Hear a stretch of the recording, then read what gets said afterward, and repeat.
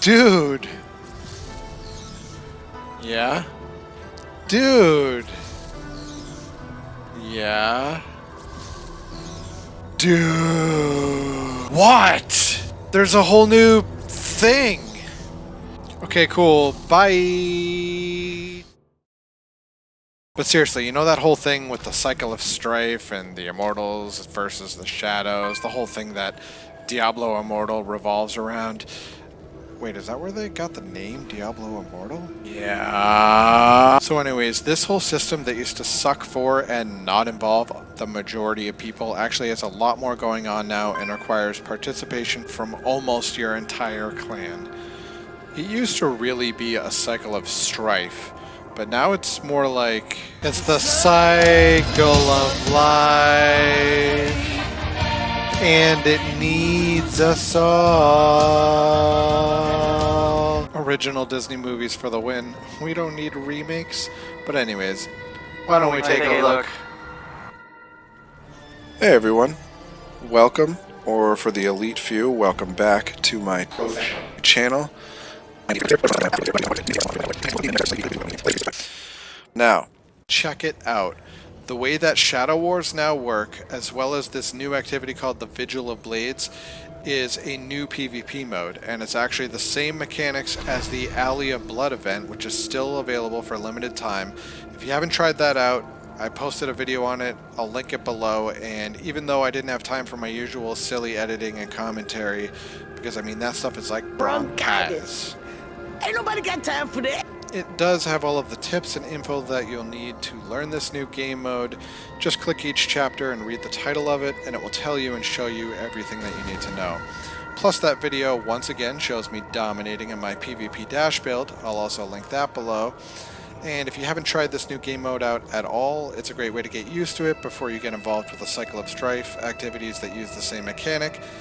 And lastly, if you're free to play or casual, low spender, and you like PvP, this is yet again one of those events where they kind of level the playing field in terms of character levels and the ranks of gear and legendary gems. So it's PvP that's actually winnable, and you can actually do pretty well in it, even if you're free to play, casual, whatever. So definitely worth checking out for that reason as well. So here we go.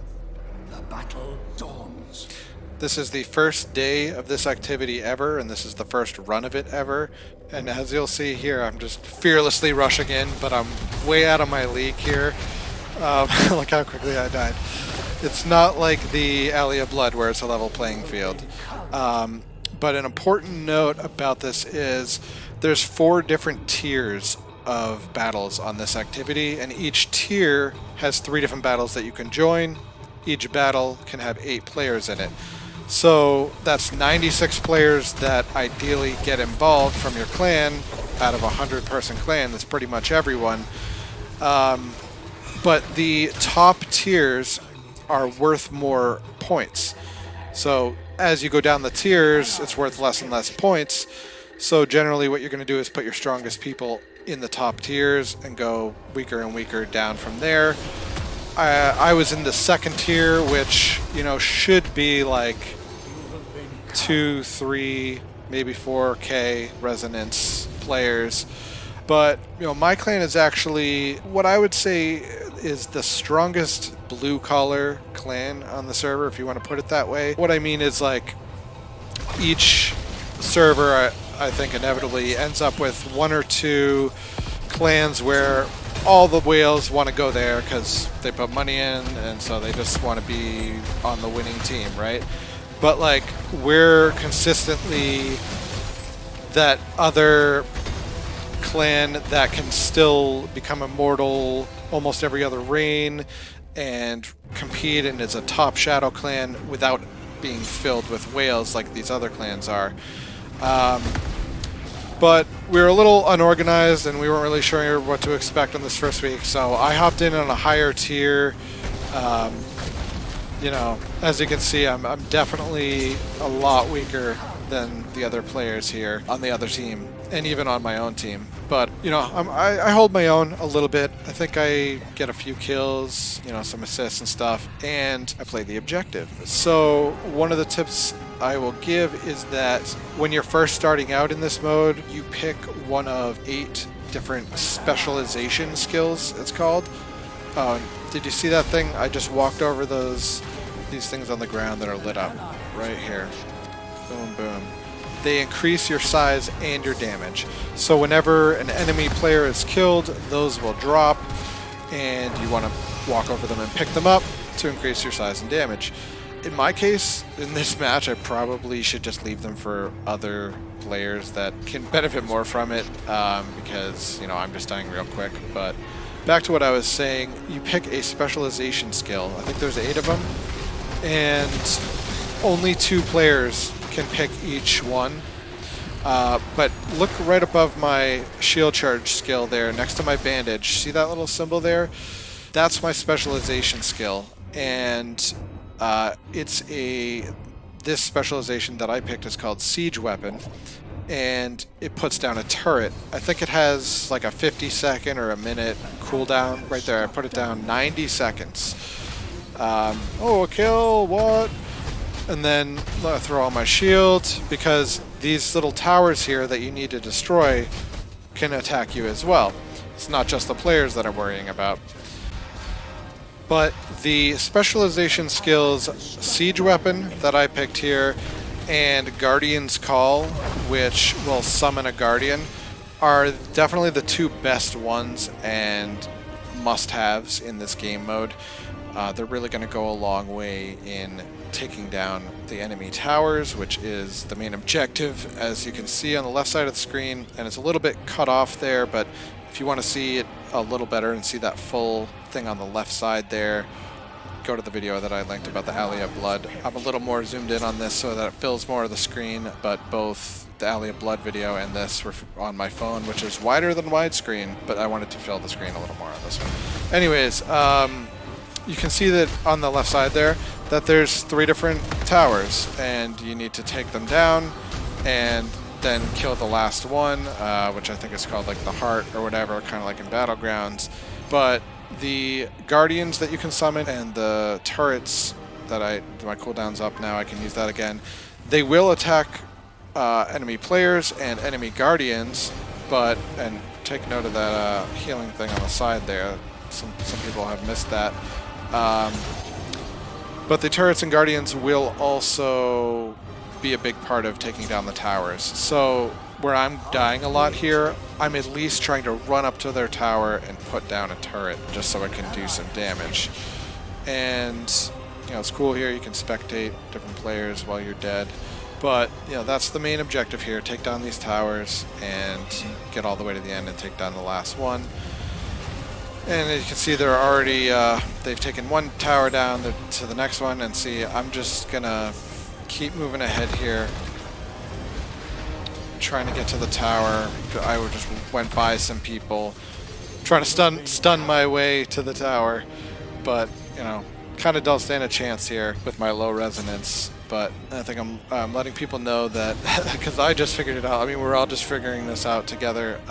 When in that middle section, there's like a path around the middle, and you can kind of sneak around if enemies and other people are all fighting in the middle of it. You can kind of go around the edge and sneak your way past, which is what I was trying to do, and I was trying to let them know, you know, if we wanted to have any kind of chance of getting past the enemies and getting to the enemy towers. But really, you know, we kind of don't stand a chance here.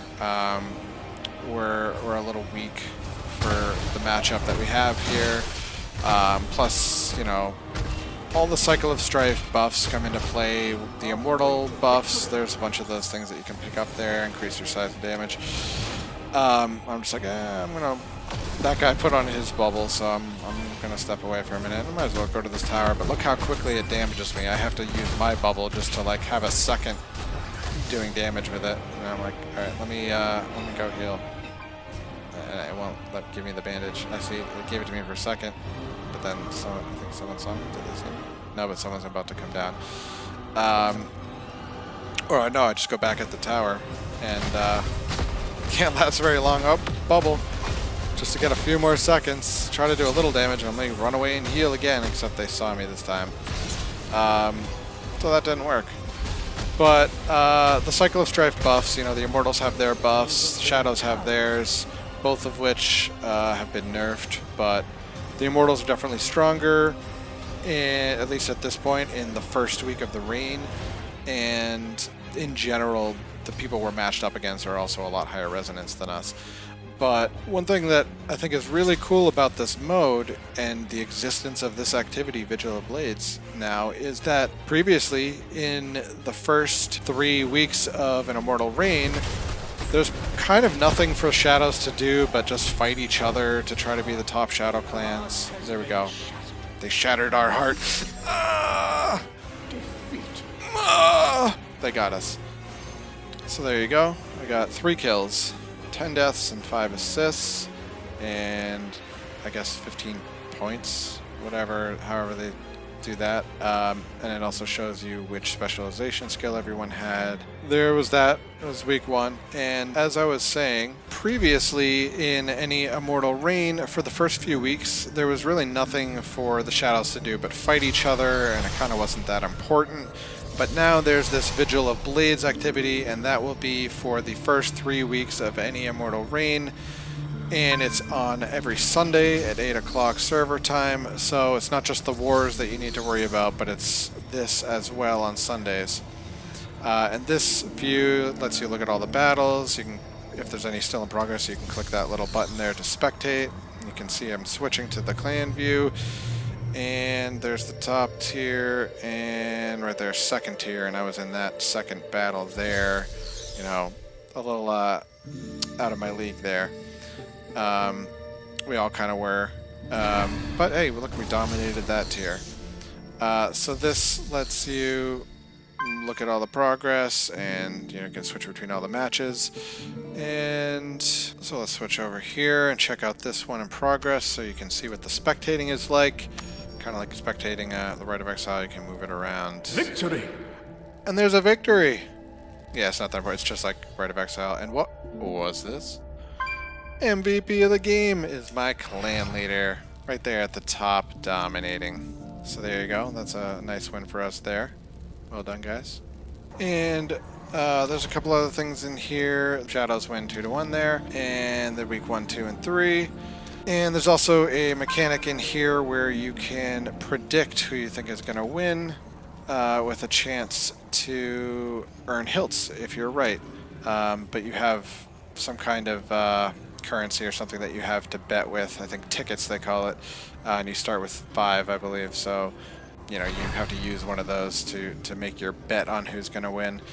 But there's the rules. Like I said, you can get plus 4% boosts to whichever faction wins, and that will be for the Rite of Exile. That's where you get those boosts. And then when it comes time to do the Rite of Exile, top 10 Shadow clans as usual. The further along in the reign you are, the less wins the Shadows have to get.